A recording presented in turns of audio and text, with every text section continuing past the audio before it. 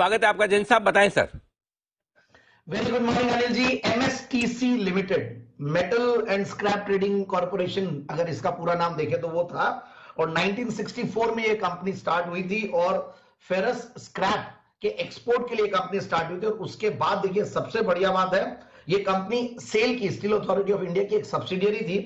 फिर 1982-83 में इस कंपनी को government of India, president of India को शेयर होल्डिंग ट्रांसफर कर दी गई और ये एक अपने आप में एक अलग कंपनी खड़ी हो गई। और बेस्ट पार्ट इज कंपनी को मिनी रत्ना स्टेटस भी मिला 2006 में। तो मिनी रत्ना पीएसयू स्टॉक्स, और हम देख रहे हैं किस तरीके से पीएसयू स्टॉक्स फुल फॉर्म में है, भले वो पीएसयू बैंक्स हो या पीएसयू स्टॉक्स हो, सब में बहुत वैल्यू है और बहुत जबरदस्त परफॉर्मेंस भी है। क्योंकि आजकल अब जो मैनेजमेंट क्वालिटी भी है वो भी पूरी अब पुरानी वाली बात नहीं रही, सब डिफरेंट है। तो मैं बहुत सारे पीएसयू स्टॉक्स पे बहुत बुलिश रहा हूं और ये पे इसको मैंने पहले भी रेकमेंड किया हुआ 2021 में, और तभी भी टारगेट्स बहुत इजीली अचीव होते हैं। और ये शायद आपका भी वन ऑफ द फेवरेट्स और काफी हमारे पैनल में लोगों ने दिया है। और सबसे बढ़िया बात है, ऊपर के लेवल से जब करेक्टेड लेवल्स मिलते हैं तो बहुत बड़ा कॉन्फिडेंस आता है।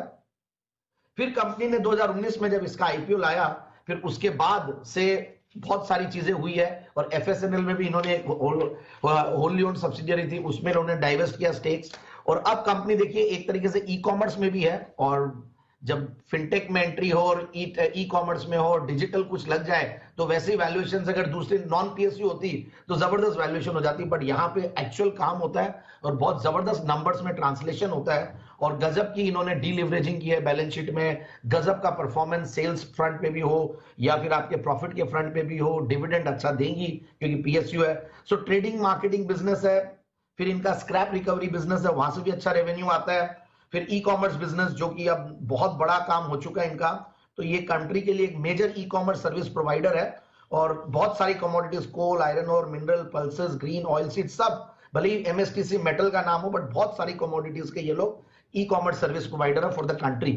अब 8-9 के पी मल्टीपल पे स्टॉक है और 31% का रिटर्न ऑन कैपिटल एम्प्लॉयड, 33% का रिटर्न ऑन इक्विटी, 4% का डिविडेंड यील्ड, पिछले 3 साल में प्रॉफिट की कैगर 38% के लगभग रही है। क्वार्टरली रिजल्ट सितंबर 2022 के गजब के थे, 28 करोड़ का पैट था 2021 में, और उसके बाद सितंबर 2022 में 64 करोड़ का पैट। पिछले 5-6 क्वार्टर्स बहुत बेहतरीन गए हैं, कंपनी की कंसिस्टेंसी आ गई है।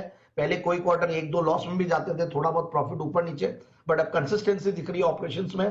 255 करोड़ का पैट टीटीएम बेसिस पे कंपनी का। और जैसा ये कहा पीएसयू है, तो सर्टेनली प्रेसिडेंट ऑफ इंडिया की 65% की शेयर होल्डिंग है।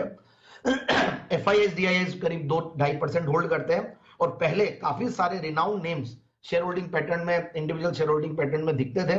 हालांकि अब वो लोग 1% के ऊपर नहीं आ रहे हैं, तो भी काफी सारों के पास शेयर्स तो पड़े ही हैं। तो मुझे लगता है कि स्टॉक को इन लेवल्स पे लेना चाहिए। पहले ये स्टॉक 507 रुपए का हाइज दिखाया हुआ है और 52 वीक हाइज इसका 390 है, और आज हमें वहां से काफी नीचे मिल रहा है। और पीएसयू स्टॉक्स में हम देख ही रहे हैं कैसे चल रहे हैं सारे स्टॉक्स, तो बिल्कुल ये ले इस स्टॉक को इन लेवल्स पे 370-390 का। और डिस्क्लेमर ये है कि मेरे पोर्टफोलियो में ये स्टॉक नहीं है, बट हमने पास्ट में इस स्टॉक को क्लाइंट्स को भी रेकमेंड किया हुआ, टीवी पे भी मैंने रेकमेंड किया हुआ। 370-390 के टारगेट के लिए एमएसटीसी में खरीदारी करने का है।